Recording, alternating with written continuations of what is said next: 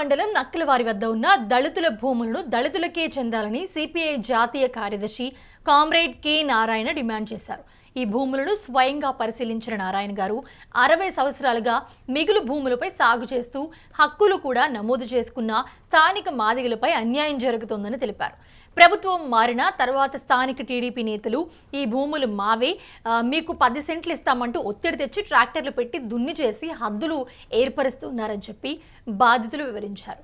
ఈ కార్యక్రమంలో సిపిఐ జిల్లా కార్యవర్గ సభ్యులు సిహెచ్ ప్రభాకర్, గూడూరు నియోజకవర్గ కార్యదర్శి జి శశికుమార్, ఏఐటియుసి నియోజకవర్గ అధ్యక్ష కార్యదర్శులు సివిఆర్ కుమార్, కె నారాయణ, చిలుకూరు మండల కార్యదర్శి జి రమేష్, ఏఐవైఎఫ్ నాయకులు సునీల్, హరీష్ బాధితులంతా కూడా పాల్గొన్నారు.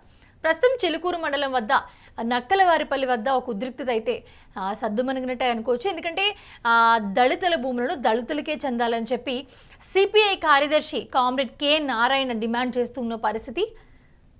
సో విజువల్స్లో కూడా చూస్తూ ఉన్నాము. కె నారాయణ భూముల దగ్గరికి వెళ్ళి అవన్నీ పరిశీలించి వాళ్ళతో మాట్లాడుతున్న దృశ్యాలు కూడా మనం స్క్రీన్ మీద చూస్తూ ఉన్నాము.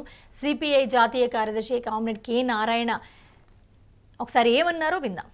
చిలుకూరు మండలం నక్కలవారి కండ్రిగా ఇది మిగులు భూములు, దాదాపుగా 120 ఎకరాల మిగులు భూములు. దానిలో 68 ఎకరాల దాకా ఎస్సీస్ ఇక్కడున్నటువంటి రైతు పనులు చేస్తున్నారు.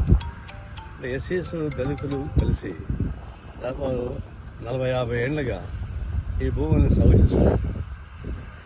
ఇప్పుడు టీడీపీ ప్రభుత్వం వచ్చినాక ఈ టీడీపీ వాళ్ళతో వచ్చి ఇవన్నీ దున్ని ఇవన్నీ మీకంతా తలా 10 సెంట్లు ఇస్తాం, మీకంతా మేము తీసుకుంటామని చెప్పేసి దౌర్జన్యం చేస్తున్నాం.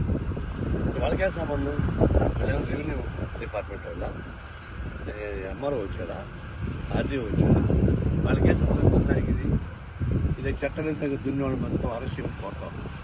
అలా దళితుల భూములు లాక్కోవడానికి వాళ్ళకే ఒక హక్కు ఇచ్చారు. ఒక్క అడుగు కూడా పెట్టడానికి వీల్లేదు. కమ్యూనిస్ట్ పార్టీ నిలబడుతుంది. సాగు రాసిన పత్రాల్లో ఉంది, ఎంజాయ్మెంట్ రైట్ ఉంది, భూమి హక్కు వినియోగం హక్కు ఉంది. అదే దళితులకి ఇవ్వాల్సిన ఉన్నటువంటి అనుభవిస్తున్న భూమిని లాక్కొని మీకు 10 సెంట్లు ఇస్తామని చెప్పేసి అంటే మా భూములు లాక్కొని మాకు దానం ఇస్తావా? ఎంత పొగరాయి మీకు అసలు? ఎవరు దీని సంగతి తేల్చాల్సిందే.